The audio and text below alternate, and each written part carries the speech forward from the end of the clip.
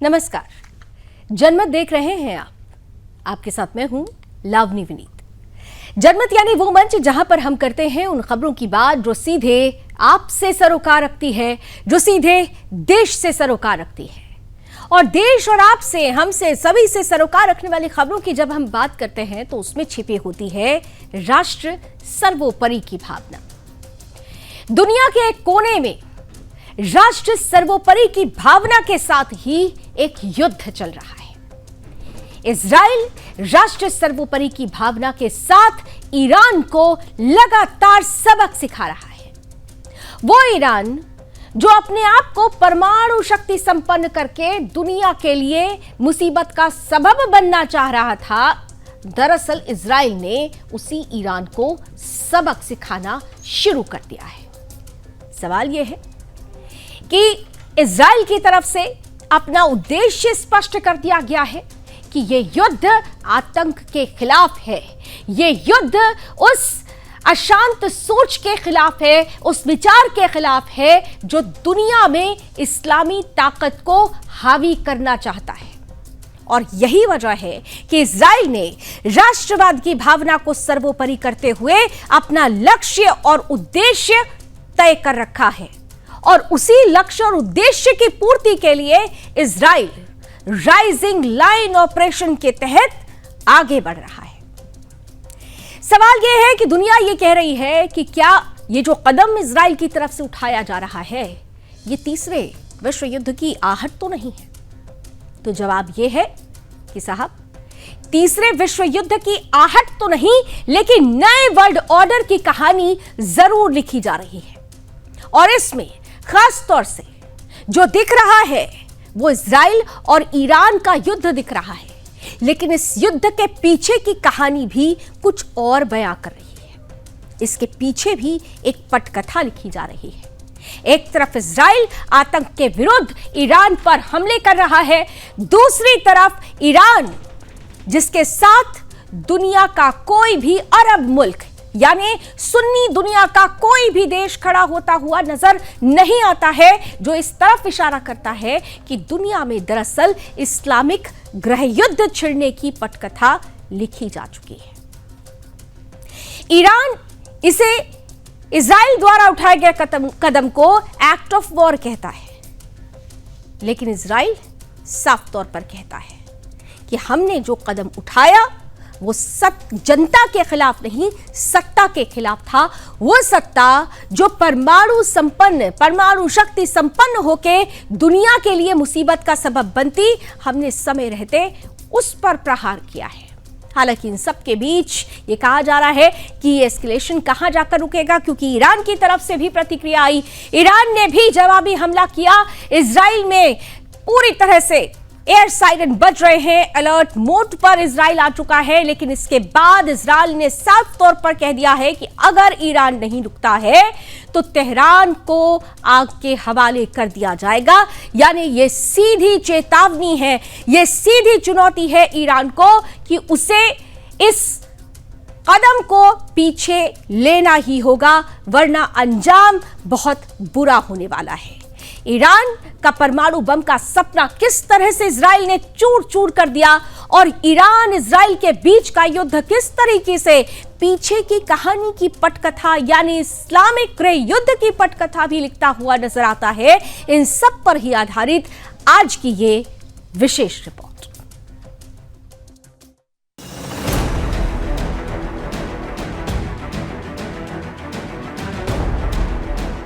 मध्य पूर्व में बारूद की गंध और तबाही का मंजर है। इजराइल ने वो सब कर दिखाया जो दुनिया कभी सोच भी नहीं सकती थी। ऑपरेशन राइजिंग लायन के तहत इजराइल ने ईरान के परमाणु सपनों को राख में मिला दिया है। ईरान के ऊपर आसमान से इजरायली तबाही की बारिश बरसती रही और ईरान के सैन्य और न्यूक्लियर ठिकानों पर फाइटर जेट्स और ड्रोन मौत बनकर टूटते रहे। 100 से ज्यादा टारगेट ध्वस्त हो गए। नतान्ज और फोर्ड जैसे परमाणु साइट्स मलबे में तब्दील हो गए। 9 न्यूक्लियर साइंटिस्ट का सफाया, IRGC के 6 बड़े कमांडर ढेर। मोसाद की रणनीति ने साबित कर दिया कि इजराइल अपनी सरहदों की हिफाजत के लिए किसी भी हद तक जा सकता है। इजराइल ने महीनों की तैयारी और खुफिया जाल बिछाकर ईरान के रडार सिस्टम को अंधा कर दिया और फिर इजरायली जेट्स ने तबाही का वो खेल खेला जिसे ईरान सदियों तक याद रखेगा। So too do the brave people of Iran, and I have a message for them. Our fight is not with you. Our fight is with the brutal dictatorship that has oppressed you for 46 years. I believe that the day of your liberation is near. When that happens, the great friendship between our two ancient peoples will flourish once again. लेकिन कहानी यहीं खत्म नहीं होती। Iran ने भी अपनी जंग की किताब खोल दी है। ट्रू प्रॉमिस 3 ऑपरेशन के तहत 150 से ज्यादा बैलिस्टिक मिसाइलें इजराइल पर ईरान ने दाग दी। तेल अवीव से लेकर यरूशलेम तक बमों की गूंज, सायरन, चीखें और खौफ का साया देखते ही बना। हालांकि अमेरिका के थर्ड डिफेंस सिस्टम ने ईरानी मिसाइलों को हवा में ही भस्म कर दिया। फिर भी एक महिला की मौत और 63 लोग घायल हो गए। लेकिन अब सवाल यह नहीं कि हमला हुआ है, बल्कि सवाल यह है कि इस हमले में पहले अब कौन रुकेगा। امروز از همه جناح‌های گوناگون سیاسی کشور و آحاد گوناگون کشور پیام‌های مشابهی صادر شد. همه احساس می‌کنند که باید در مقابل هویت خبیث رذل تروریست صهیونیستی با قدرت عمل کرد. باید با قدرت عمل کرد و انشاءالله با قدرت عمل خواهد شد. मध्य पूर्व की सरजमी पर अब शांति की कोई गुंजाइश नहीं बची है। बारूद की गंध और मिसाइलों की आवाजें इस जंग के मैदान का गवाह बन चुकी है और इस जंग में अब हर देश अपनी चाल चल रहा है। चीन ने भले ही दिखावे के लिए इजराइल की कार्रवाई की निंदा की, लेकिन असल सच्चाई यह है कि दुनिया का हर ताकतवर देश इस युद्ध की शतरंज में अपने मोहरे सजाने में जुटा है। उधर अमेरिका ने अपना रुख साफ कर दिया है। राष्ट्रपति डोनाल्ड ट्रंप ने ईरान को ललकारते हुए साफ साफ कह दिया है कि रुक जा ईरान, वरना तेरी जमीन राख हो जाएगी। और शुक्रवार को वो धमाके हुए जिन्होंने ईरान के परमाणु सपनों को चकनाचूर कर डाला। ईरान जो बरसों से परमाणु ताकत बनने का ख्वाब देख रहा था, वो सपना मलबे में दब गया। इजराइल ने एक ही रात में ईरान के परमाणु ठिकानों को राख कर दिया है।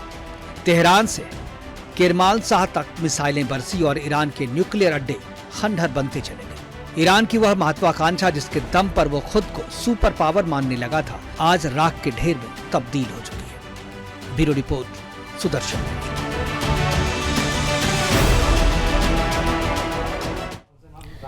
तो इजराइल ने अपनी मंशा साफ कर दी है कि वो किसी भी तरह से आतंक के विरुद्ध इस लड़ाई को नहीं रोकेगा। ये लाइजिंग लाइन है जो साफ तौर पर ये बता रहा है कि ये जो युद्ध है वो जनता के खिलाफ नहीं, सत्ता के खिलाफ है, उस सोच के खिलाफ है जो दुनिया में इस्लामिक सत्ता स्थापित करना चाहती है। और यही वजह है कि इजराइल की तरफ से एक के बाद एक हमले ईरान को दहला रहे हैं। अब ये कहां जाकर रुकेगा, ये बहुत महत्वपूर्ण निर्णायक मोड़ क्या होगा, क्या अमेरिका इसमें कोई बड़ा रोल अदा करेगा, इस पर भी बड़ा चिंतन और मंथन हो रहा है। अगले 2 से 3 दिन ईरान पर किस तरह भारी पड़ने वाले हैं, ये तमाम बातें अगले 24 से 48 घंटे में स्पष्ट हो जाएगी। लेकिन इजराइल ने ये स्पष्ट कर दिया है कि ये आतंक के खिलाफ युद्ध है, ठीक उसी तरीके से जैसे भारत ने कहा कि ये ऑपरेशन सिंदूर जो आतंक के खिलाफ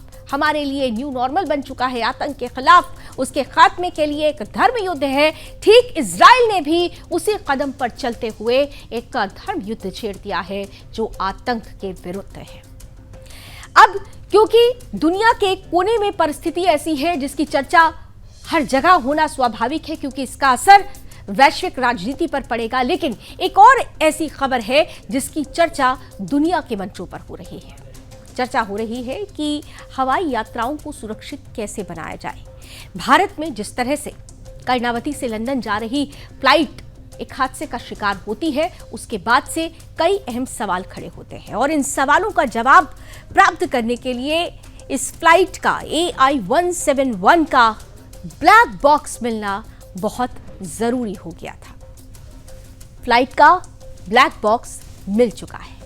अहमदाबाद एयरपोर्ट के पास 2 दिन पहले हुई भीषण विमान दुर्घटना को लेकर देश भर में अब भी शोक की लहर है, चिंता का माहौल है। इस हादसे में कई लोगों की मौत हुई, अब तक जो खबर आई है 270 लोग इसमें जान गंवा चुके हैं, जिनमें 241 इस विमान में सवार लोग थे। केवल एक शख्स रमेश विश्वास कुमार जो चमत्कारिक तरीके से बच सके, अन्यथा इस विमान हादसे में कोई भी बच ना सका। कई लोग घायल हुए हैं। दुर्घटना के बाद भारत सरकार ने त्वरित कार्रवाई करते हुए जांच और राहत कार्यों में तेजी ला दी है। घटना पर केंद्रीय नागरिक उड्डयन मंत्री राममोहन नायडू ने पहले दिन से ही कैंप कर रखा था और आज खासतौर से मीडिया को संबोधित करते हुए उनकी तरफ से विशेष प्रतिक्रिया दी गई। उन्होंने कहा कि पिछले 2 दिन बेहद मुश्किल भरे रहे हैं।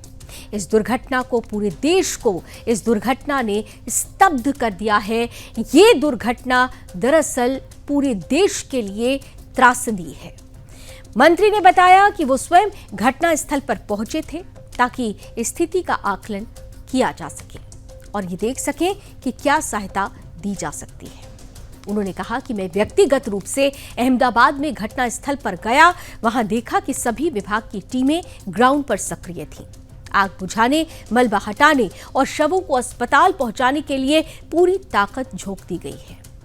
आज भी एक बॉडी जब इस मलबे को हटाया जा रहा था तो इस विमान के पिछले हिस्से से, यानी जहां पर टेल होती है विमान की, जब उसे क्रेन से उठाया गया तो वहां से एक बॉडी मिली है। और अब ये जो तमाम बॉडीज हैं उनका डीएनए सैंपलिंग लेकर परिजनों को कैसे सौंपा जाए, इसकी जांच चल रही है।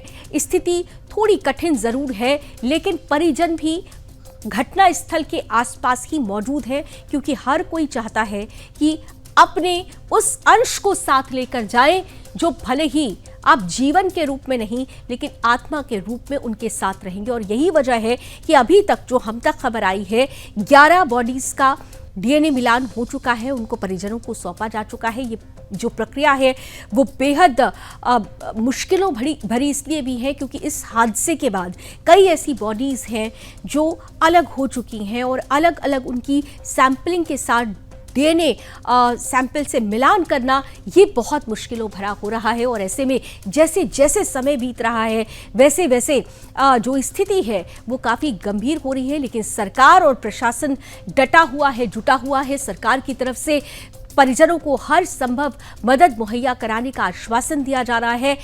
नागरिक उड्डयन मंत्री राममोहन नायडू ने जानकारी दी है कि AAIB को तुरंत सक्रिय कर दिया गया था और ये एजेंसी विमान दुर्घटनाओं की तकनीकी जांच करने के लिए ही बनाई गई है। उन्होंने बताया कि जांच एजेंसी ने घटना स्थल से ब्लैक बॉक्स बरामद कर लिया है जो ये बताएगा कि दुर्घटना से पहले क्या हुआ था, असली कारण क्या रहा।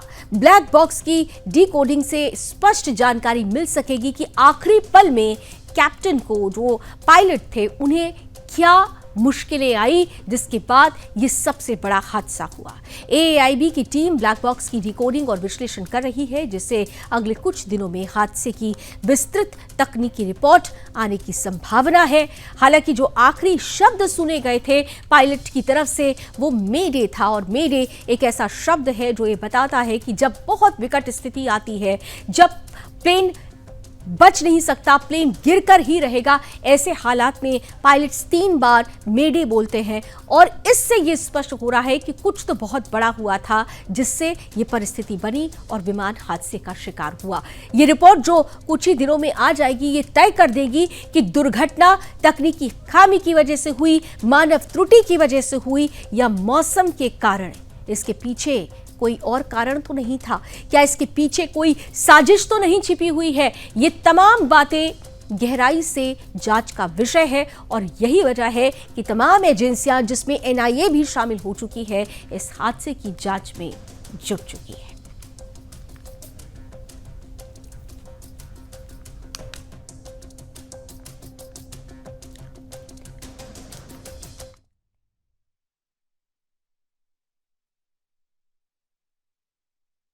यह एक AIC 171 एक शेड्यूल्ड फ्लाइट थी अहमदाबाद से गैटविक के लिए और इसमें कुल 242 लोग सवार थे जिसमें 230 यात्री थे, 2 पायलट और 10 क्रू मेंबर्स थे। इस विमान ने दोपहर 1:39 पर टेक ऑफ किया था और कुछ ही सेकंड्स में लगभग 650 फीट की ऊंचाई पर पहुंचने के पश्चात ये सिंक करने लगा, अर्थात ऊंचाई खोने लगा था। 1:39 में पायलट ने एटीसी को, अहमदाबाद एटीसी को, उसने मे डे अर्थात फुल इमरजेंसी की सूचना दी थी। एटीसी के अनुसार जब उसने विमान से संपर्क करने की कोशिश की, उसका कोई उत्तर नहीं मिला। ठीक 1 मिनट के बाद यह विमान हमारे एयरपोर्ट से लगे मेधाणी नगर, जो हवाई अड्डे से लगभग 2 किलोमीटर की दूरी पर स्थित है, यह विमान दुर्घटनाग्रस्त हो गया था। विमान की कप्तान कैप्टन सुमित सबरवाल थे और प्रथम अधिकारी थे क्लाइव सुंदर।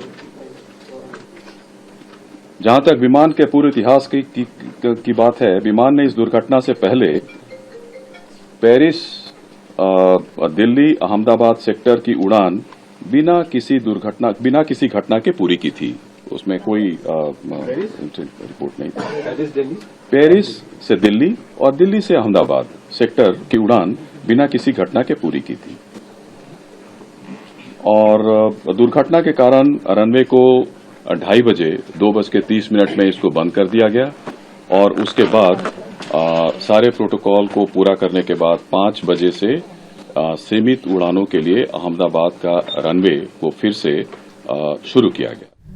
तो इंतजार अब उस रिपोर्ट का है जो ये तय करेगा कि आखिरी पल में हुआ क्या था, ये किस वजह से बड़ा हादसा हुआ, उन कारणों का खुलासा होगा। लेकिन इससे पहले डीजीसीए की तरफ से निर्देश जारी कर दिए गए हैं कि यात्रियों की सुरक्षा और उसकी सर्वोच्च प्राथमिकता सुनिश्चित करने के लिए जो लास्ट जांच प्रक्रिया होती है वो पूरी होनी चाहिए और 15 जून से विशेष जांच प्रक्रिया को लेकर ये जो पूरी परिस्थिति है उसे लागू कर दिया जाएगा।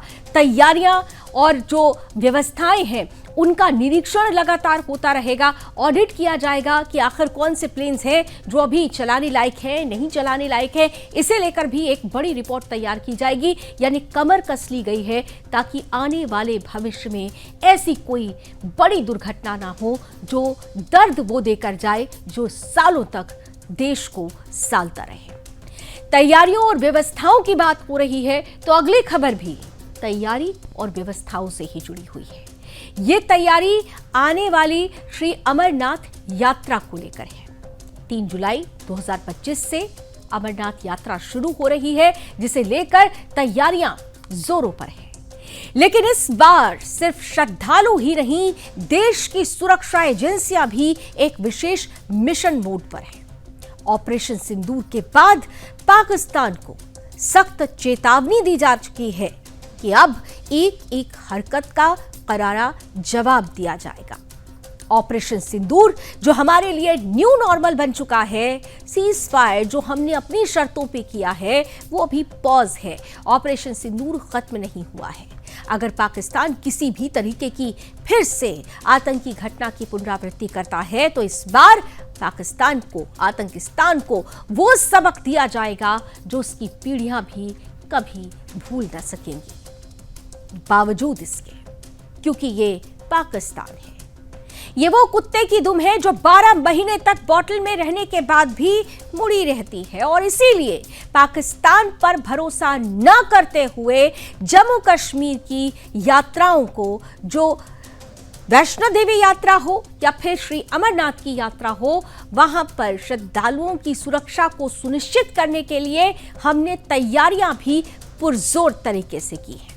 जम्मू कश्मीर के उपराज्यपाल मनोज सिन्हा ने ननवान बेस कैंप का दौरा किया और वहां की सुरक्षा और अन्य व्यवस्थाओं का जायजा लिया। इस अवसर पर पुलिस, सेना, सीआरपीएफ और अन्य सुरक्षा एजेंसियों के शीर्ष अधिकारियों की उपस्थिति रही। हर स्तर पर कड़ी निगरानी, सीसीटीवी कैमरे, ड्रोन, फेस रिकॉग्निशन जो तकनीक होती है, उसे रिकॉग्नाइज करने की जो तकनीक होती है, यानी चेहरा पहचान, चेहरा मिलान की जो तकनीक होती है, उसे लेकर और इंटेलिजेंस इनपुट्स की समीक्षा लगातार की जा रही है। लेकिन एक सवाल हर राष्ट्रवादी भारतीय के मन में है कि आखिर कब तक कब तक हम अपनी ही धरती पर अपने ही धार्मिक पर्व और यात्राएं बंदूकों के साए में मनाते रहेंगे? क्या पाकिस्तान की वजह से हिंदू त्योहार हमेशा निशाने पर रहेंगे? अमरनाथ यात्रा को लेकर इस बार भी सुरक्षा के अभेद्य इंतजाम किए जा रहे हैं। जम्मू कश्मीर और प्रशासन, केंद्र सरकार की ओर से सीसीटीवी कैमरे, ड्रोन निगरानी, बंकर, बुलेट प्रूफ गाड़ियां, तलाशी चौकियां और हजारों की संख्या में तैनात जवान, ये सब इस बात का प्रमाण है कि भारत में हिंदुओं को अपने ही धार्मिक अधिकारों का उपयोग करने के लिए किस हद तक संघर्ष करना पड़ता है। क्या कोई पूछेगा कि भारत जैसे हिंदू बहुल देश में आखिर क्यों हिंदुओं को ही अपनी धार्मिक यात्रा के लिए बुलेट प्रूफ सुरक्षा घेरे में जाना पड़ता है? क्या आपने कभी हज यात्रा या किसी अन्य धर्म की धार्मिक यात्रा पर इस तरह की भारी भरकम सुरक्षा व्यवस्था देखी है? हज यात्रा के लिए तो भारत सरकार करोड़ों रुपए सब्सिडी और सुविधा भी देती है, लेकिन अमरनाथ यात्रा के लिए सुरक्षा, भोजन, चिकित्सा और मूलभूत सुविधाओं की लड़ाई अब भी जमीन पर ही लड़ी जाती है। और ध्यान देने वाली बात तो यह है कि अमरनाथ यात्रा पर आतंकी हमले कोई नई बात नहीं है। साल 2000 से लेकर अब तक इस यात्रा पर कई बार आतंकी हमले हुए, जिसमें दर्जनों श्रद्धालु काल के गाल में समा चुके हैं। और यही कारण है कि आज भी हर साल यात्रा धार्मिक से ज्यादा सुरक्षा मिशन जैसी लगती है। कश्मीर में धारा 370 के हटने के बाद हालात में सुधार जरूर हुआ, लेकिन जमीनी सच्चाई यह है कि हिंदुओं के धार्मिक स्वतंत्रता अब भी पूरी तरह से सुरक्षित नहीं है।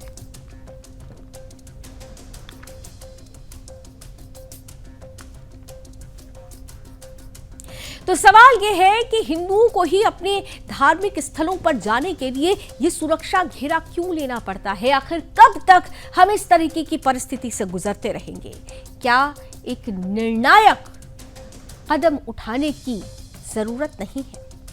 वो निर्णायक कदम क्या हो सकता है? और इस बार खासतौर से जिसे हमने कहा कि यात्रा शुरू हो रही है, अमरनाथ यात्रा शुरू होने वाली है, लेकिन ये धार्मिक यात्रा कम सुरक्षा मिशन ज्यादा लगता है। क्या तैयारियां जमीनी स्तर पर है? इसका जायजा लिया है मेरे सहयोगी ने, लेकिन वो तमाम रिपोर्ट्स आपको दिखाएंगे। इस तरीके से हिंदू त्योहारों को लेकर प्रशासन जितना सतर्क रहता है, उतना किसी अन्य समुदाय के आयोजनों में नहीं देखा जाता।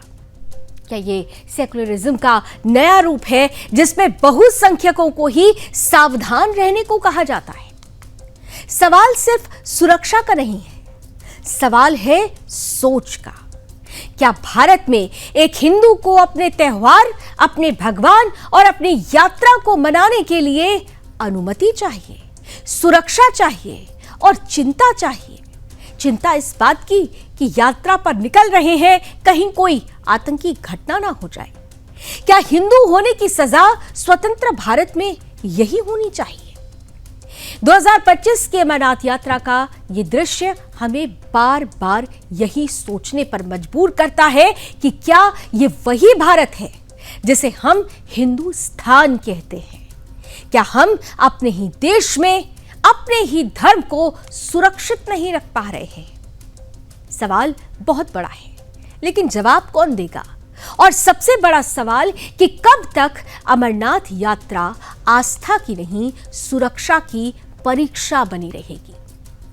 ये यात्रा शुरू होने वाली है, लेकिन इस यात्रा में खतरा, आतंकी खतरा अब भी मंडरा रहा है। लेकिन आतंकियों को इस बार कुछ भी करने से पहले यह सोचना होगा कि इस बार अगर वो कुछ करेंगे तो वो नए भारत के न्यू नॉर्मल पर करेंगे। और अगर हम न्यू नॉर्मल की बात करते हैं तो हमारे लिए न्यू नॉर्मल ऑपरेशन सिंदूर बन चुका है, जिसमें संकल्प और प्रण छिपा है आतंकवाद के समूल विनाश का।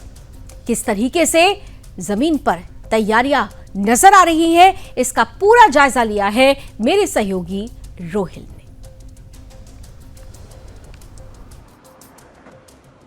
वो देखिए। 3 जुलाई से अमरनाथ यात्रा जो है वो शुरू होने वाली है और ऐसे में पहले ही सुरक्षा की समीक्षाएं यहाँ पर लगातार की जा रही है, जिसमें जम्मू कश्मीर पुलिस, भारतीय सेना और अन्य सुरक्षा एजेंसीज के बड़े बड़े अधिकारी मौजूद रहे। लेकिन इस बीच इस वक्त हमारी मौजूदगी दक्षिण कश्मीर के पहलगाम के नुनवान बेस कैंप के बाहर है। मैं आपको नुनवान बेस कैंप की तस्वीरें दिखाने की कोशिश करूंगा। ये नुनवान बेस कैंप जो है काफी ज्यादा महत्वपूर्ण जो अमरनाथ यात्रा के लिए ट्रैक जाता है वो माना जाता है और इस बेस कैंप में नाइट हाल्ट के बाद जो है अमरनाथ यात्रियों को आगे जाने की अनुमति जो है वो दी जा रही है। लेकिन 3 जुलाई से जो अमरनाथ यात्रा शुरू होने वाली है उससे पहले अगर देखा जाए जो सुरक्षा व्यवस्था का सबसे ज्यादा अहम इंपॉर्टेंट रोल रहता है, सुरक्षा व्यवस्था के हवाले से काफी ज्यादा जो है अहम बैठकों का सिलसिला लगातार जारी है और सुरक्षा व्यवस्था पूरी तरीके से चाक चौबंद कर दी गई है। और दक्षिण कश्मीर का ये जो पहलगाम इलाका है, क्योंकि 22 अप्रैल को जिस तरीके से बैसरन घाटी में आतंकी हमला हुआ था उसके बाद सुरक्षा में काफी ज्यादा जो है वो इजाफा देखने को मिल रहा है और सुरक्षा की बैरिकेडिंग लगातार कई इलाकों में की जा रही है और खासतौर पर सुरक्षा व्यवस्था का जो ग्रिड है उसको काफी ज्यादा मजबूत बनाया गया है और इस वजह से जगह जगह पर सुरक्षा की बैरिकेडिंग के साथ साथ सर्वेलेंस जो है लगातार हाईटेक सर्वेलेंस रखी जा रही है। सीसीटीवी कैमरा जो है जगह पर इंस्टॉल किए गए हैं ताकि पूरी तरीके से हर एक गतिविधि पर जो है नजर रखी जाए। लेकिन दूसरी तरफ से जो नुनवान बेस कैंप है यहाँ पर अभी जम्मू कश्मीर के उपराज्यपाल मनोज सिन्हा यहाँ पर मौजूद थे और उन्होंने अंदर जो है नुनवान बेस कैंप में किस तरीके से अरेंजमेंट्स हैं उनका जायजा लिया और उसके बाद वो एक बड़ी अहम सुरक्षा बैठक जो है वो यहाँ दक्षिण कश्मीर के पहलगाम में ही करने वाले हैं, जिसमें खास तौर से जम्मू कश्मीर पुलिस के आईजीपी, डीआईजी साउथ कश्मीर, भारतीय सेना, बीएसएफ, सीआईएसएफ, सीआरपीएफ के बड़े बड़े अधिकारी मौजूद रहेंगे। लेकिन दूसरी जानब से अगर देखा जाए 3 जुलाई से जो अमरनाथ यात्रा शुरू होने वाली है उसको लेकर सुरक्षा व्यवस्था के जो तमाम तैयारियां हैं उनको पहले ही मुकम्मल कर लिया गया है और अब पूरी तरीके से ये कोशिश की जा रही है कि ज्यादा से ज्यादा श्रद्धालु जो है अमरनाथ यात्रा के लिए, बाबा भोलेनाथ के दर्शन करने के लिए यहाँ पर आए, कश्मीर घाटी आए, क्योंकि काफी ज्यादा डर 22 अप्रैल के बाद कहीं न कहीं देशवासियों में देखने को मिल रहा है। लेकिन उस डर को पूरी तरीके से भगाने की कोशिश लगातार एडमिनिस्ट्रेशन के साथ साथ जम्मू कश्मीर प्रशासन, एलजी प्रशासन जो है वो लगातार कर रहे हैं और यही कोशिश है, यही आशंका जताई जा रही है कि ज्यादा से ज्यादा संख्या में इस बार बाबा भोलेनाथ के दर्शन के लिए अमरनाथ यात्री श्रद्धालु आएंगे। Rohit Bashir, Sudarshan TV, Nunwan base camp, Pahalgam. सवाल बड़ा है, सुरक्षा में यात्रा फिर से होगी, लेकिन सवाल हम जो कर रहे थे कि क्या हमारी आस्था पर ये सेक्युलरिज्म हावी हो रहा है, और अगर ऐसा है तो फिर हिंदुओं को एक मुश्त होकर आवाज बुलंद करनी होगी, क्योंकि हमारी आस्था की पवित्रता को भी बरकरार रखना ये हर एक हिंदू की जिम्मेदारी है और उसी जिम्मेदारी का निर्वहन सुदर्शन न्यूज ने किया। और देखिए, हम जब कुछ आवाज बुलंद करते हैं, हम जब कोई मुद्दा उठाते हैं जो राष्ट्र और धर्म सर्वोपरि की भावना के साथ होता है, तो उसका बड़ा असर भी नजर आता है। महाराष्ट्र के अहिल्यानगर में वही असर अब नजर आ रहा है। दरअसल महाराष्ट्र के अहिल्यानगर में प्रसिद्ध शनि शिंगणापुर मंदिर से 114 मुस्लिम कर्मचारियों को बर्खास्त कर दिया गया है और इसके साथ ही अब तक कुल 167 कर्मचारियों को बर्खास्त किया गया है। मंदिर में मुस्लिम कार्यरत थे जिनके खिलाफ सुदर्शन न्यूज ने आवाज बुलंद की। धर्म योद्धा डॉक्टर सुरेश चौहान के जी का लोकप्रिय शो बिंदास बोल इसका सबसे बड़ा आधार बना। जब राष्ट्रवाद और धर्म की प्रखर आवाज डॉक्टर सुरेश चौहान के जी ने इस के खिलाफ हल्ला बोला, तो देखिए ये तस्वीर उभर कर सामने आई कि इसका बड़ा असर हुआ और मुस्लिम कर्मचारियों को हटाने का निर्णय ले लिया गया। ये सुदर्शन न्यूज की सीधी रिपोर्टिंग का असर है। दरअसल शनि शिंगणापुर देवस्थान में शनि देव की मूर्ति के पास एक नया चबूतरा बनाया जा रहा था। इस निर्माण कार्य के लिए एक ठेकेदार द्वारा 114 मुस्लिम कारीगरों को काम पर लगाया गया था। ये कारीगर पारंपरिक टोपी पहनकर मंदिर परिसर में कार्यरत थे। इस पूरे घटनाक्रम को सुदर्शन न्यूज के प्रधान संपादक डॉक्टर सुरेश चौहान के जी ने प्रमुखता से उठाया। उन्होंने अपने विशेष कार्यक्रम बिंदास बोल में सवाल किया कि क्या हिंदू मंदिरों के निर्माण कार्य में गैर हिंदू शामिल होने चाहिए। धर्म योद्धा डॉक्टर सुरेश चौहान के जी ने अपने शो के माध्यम से हिंदू समाज से ये अपील की कि मंदिर प्रशासन पर दबाव बनाया जाए और यदि इन कारीगरों को इन मुस्लिम कारीगरों को नहीं हटाया गया तो बड़ा आंदोलन किया जाएगा। उन्होंने इसे धार्मिक मर्यादा और आस्था का विषय बताया। इस बीच सुदर्शन न्यूज की लगातार रिपोर्टिंग, सोशल मीडिया पर जागरूकता और जन भावना के दबाव के बीच मंदिर प्रशासन ने कारीगरों को हटाने का निर्णय ले लिया। हालांकि कारीगरों को पहले ही हटा लिया गया है, लेकिन आज शाम 4 बजे शनि शिंगणापुर मंदिर के पास सकल हिंदू समाज की ओर से एक भव्य मोर्चा और जनसभा का भी आयोजन किया गया। इस मंच से लव जिहाद, धर्मांतरण और गौ हत्या जैसे मुद्दों पर भी आवाज उठाई गई। सुदर्शन न्यूज इस सभा की सीधी रिपोर्टिंग आप तक लगातार पहुंचाएगा, क्योंकि सुदर्शन न्यूज के लिए राष्ट्र और धर्म सदैव सर्वोपरि है। और हम हमेशा से कहते हैं कि जब धर्म बचेगा तो राष्ट्र भी बचेगा।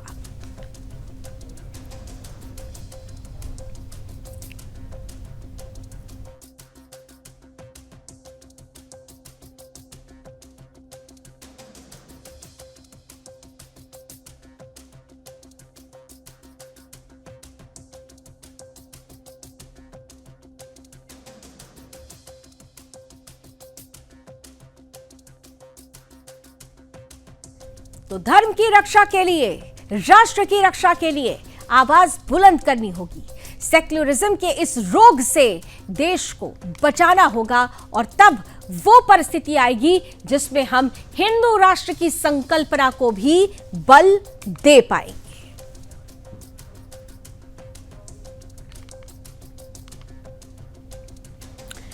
और अब आपको उस खबर की तरफ ले चलते हैं जिसमें भी राष्ट्र सर्वोपरि की भावना ही छिपी हुई थी, क्योंकि जब पाकिस्तान प्रायोजित आतंक को भारत में भेजा गया और भारत ने जब ऑपरेशन सिंदूर को न्यू नॉर्मल बना दिया, तो कुछ ऐसी कठिन कदम भी लिए गए, कुछ ऐसे कठिन निर्णय भी लिए गए जो पाकिस्तान के लिए अब मुसीबत का सबब बन रहे हैं। और इनमें सबसे पहला कदम जो आपको याद हो वो था सिंधु जल समझौते को रद्द कर देना, और उसी का असर अब पाकिस्तान में नजर आ रहा है।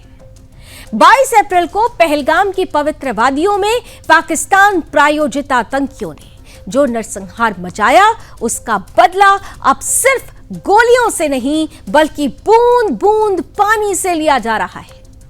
और आज पाकिस्तान की हालात ये है कि वो ना खुद का खून रोक पा रहा है, ना भारत से पानी मांगने की भीख रोक पा रहा है। जी हां, भारत ने सिंधु जल संधि को ठंडे बस्ते में डाल दिया है और पाकिस्तान प्यासा बैठा है, टकटकी लगाए देख रहा है उन नदियों की ओर जिनका जल वो वर्षों से मुफ्त में पीता आया और बदले में भेजता रहा आतंक। मगर अब समय बदल चुका है। भारत ने साफ कर दिया है कि खून और पानी साथ नहीं बह सकते। और अब जरा नजर डालिए पाकिस्तान के हालात पर। इंडस रिवर सिस्टम अथॉरिटी खुद ये मान रही है कि बुधवार को उन्होंने 11,180 क्यूसेक ज्यादा पानी छोड़ दिया, जितना उन्हें मिला ही नहीं था। मतलब जो जेब में है ही नहीं वो भी लुटा दिया। समझिए कि हालात ऐसे हैं जैसे दिवालिया उधार बांट रहा हो। तरबेला और मंगला जलाशयों का जलस्तर अब डेड स्टोरेज लेवल तक जा पहुंचा है। यानी अब न सिंचाई का पानी बचा है, न पीने के लिए पानी बचा है। पंजाब प्रांत का तो भगवान ही मालिक है। जहां किसान पानी की एक एक बूंद के लिए तरस रहे हैं, वहां ये वही पाकिस्तान है जो दशकों से दुनिया को ये समझाता रहा कि वो पानी के मामले में भारत से बड़ा पीड़ित है। हाँ, पीड़ित। यही तो किया है पाकिस्तान ने। आतंक को पाला और दुनिया के मंच पर अपने को आतंक से ही पीड़ित करार दिया। लेकिन इसके झूठे मुखौटे पर अब सीधे तौर पर भारत का ये जल प्रहार हावी हो रहा है। वो मुल्क जो भारत के हर शहर में खून बहाता है और अब खुद को पीड़ित कह रहा है। अब पानी नहीं मिल रहा है तो खून खून चिल्ला रहा है। खेती बर्बाद, 30% से ज्यादा कपास की फसलें चौपट हो चुकी है, गेहूं में 9% और मक्का में 15% की गिरावट आ चुकी है। कभी भारत को पानी के दुश्मन कहने वाला पाकिस्तान अब अपने ही खेतों में दरारें गिन रहा है। भारत ने क्या किया? सिर्फ अपने अधिकार का उपयोग किया। सिंधु जल संधि कोई खैरात नहीं, यह समझौता 1960 में हुआ था, जब पाकिस्तान बार बार युद्ध कर रहा था और फिर भी भारत ने उसका हक नहीं छीना। मगर अब आतंकवाद की भाषा में जरूर जवाब देना जरूरी है और भारत ने यह बता दिया है कि अब न पानी बहेगा न रहम मिलेगा। अब पाकिस्तान को बूंद बूंद पानी के लिए तरसना होगा और यही हमारी नीति है जो पाकिस्तान की नियति को आगे लेकर जाएगी, उसकी नियति तय करेगी, क्योंकि हमने अपनी नीति में आतंकवाद के समूल विनाश की नियत को आत्मसात कर लिया है। और अब जब हम आज की बात करते हैं तो आज का भारत कैसे बदल रहा है, अब उस खबर की चर्चा होनी चाहिए। कार्यक्रम के आखिरी पड़ाव पर हम आ चुके हैं, यानी आज की पॉजिटिव न्यूज, आज की गुड न्यूज, देशवासियों के लिए गर्व की खबर, और यह खबर आपको उत्साह से भर देगी। दरअसल भारत की वायुसेना को अब 5th generation stealth fighter jets की ताकत मिलने की उम्मीद तेज हो गई है। भारत डिफेंस सेक्टर में कैसे मेक इन इंडिया को आधार बना रहा है, अपनी आत्मरक्षा प्रणाली को मजबूत कर रहा है, इसकी ही तस्वीर प्रस्तुत करती है ये खबर। ये वो ताकत है जो फाइटर जेट्स की ताकत मिलने जा रही है भारत को, वो अब भारत में बनने शुरू हो जाएंगे। रूस ने अपने अत्याधुनिक Su-57E फाइटर जेट्स को भारत को देने का प्रस्ताव किया है, जिसमें टेक्नोलॉजी ट्रांसफर और भारत में निर्माण की सुविधा भी शामिल की गई है। ये वही Su-57 है जिसे रूस ने अपने सबसे गोपनीय और उन्नत स्टेल्थ प्रोजेक्ट के तहत विकसित किया है। यह विमान भारत के लिए न केवल एक सामरिक ताकत बन सकता है, बल्कि यह भारत के डिफेंस सेक्टर को आत्मनिर्भर और तकनीकी रूप से सशक्त भी बना सकता है। इस डील की सबसे खास बात यह है कि रूस भारत को इस विमान की पूरी तकनीक साझा करने के लिए तैयार है, जिससे भारत खुद अपने यहां इसका निर्माण कर सकेगा। इससे हमारी डिफेंस इंडस्ट्री में हजारों नौकरियां पैदा होगी और साथ ही देश का पैसा विदेशी कंपनियों को नहीं, बल्कि देश के युवाओं और वैज्ञानिकों में ही निवेशित होगा। विशेषज्ञ ये मान रहे हैं कि अगर ये डील सफल हो जाती है तो भारत दुनिया के उन गिने चुने देशों में शामिल हो जाएगा जिनके पास 5वीं पीढ़ी के स्टेल्थ फाइटर जेट्स होंगे। ये चीन और पाकिस्तान को एक कड़ा संदेश भी होगा कि भारत अब सिर्फ रक्षा खरीदार नहीं, बल्कि रक्षा निर्माता भी बन रहा है। यानी ये सिर्फ एक विमान नहीं होगा, बल्कि आत्मनिर्भर भारत की एक बड़ी उड़ान होगी।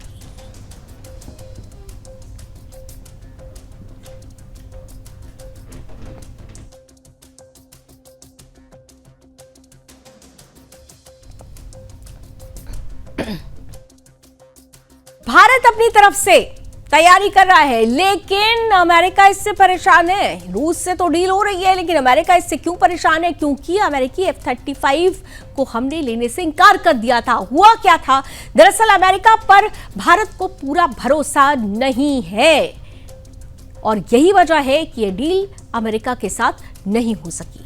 रक्षा उपकरणों को लेकर, F-35 की तकनीक ट्रांसफर को लेकर अस्पष्टता बनी हुई थी। अमेरिका इस पर स्पष्ट नहीं था और इसलिए भारत ने इस डील से ना कर दी। इंजन निर्माण की शर्तों पर भी अड़चन आ रही थी। तेजस Mk-1A के इंजन की डिलीवरी भी टल गई थी।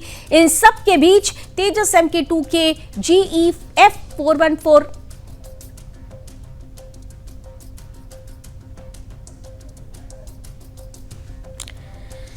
तो इतना तय है कि दरअसल अमेरिका के साथ क्योंकि डील इसलिए नहीं हो पाई थी क्योंकि अमेरिका के साथ अस्पष्टता थी। और जब हम कुछ डील करते हैं तो केवल वो व्यापारिक डील नहीं होती है, वो आपसी रिश्तों के लिए भी मजबूती लेकर आता है। लेकिन अमेरिका ने क्योंकि वो स्पष्टता नहीं रखी और रूस ने हमेशा की तरह एक सच्चे मित्र के तौर पर भारत के साथ वो ट्रांसपेरेंसी रखी, इसलिए अमेरिका नहीं भारत ने रूस को चुना। और ये जो नई डिफेंस डील है, ये डिफेंस सेक्टर में एक नई क्रांति लेकर आएगी, एक नए भारत का उदय लेकर आएगी।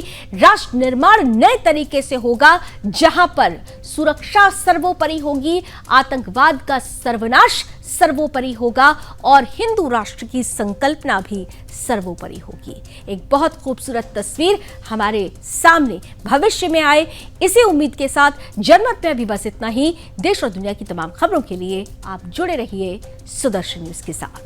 जय हिंद।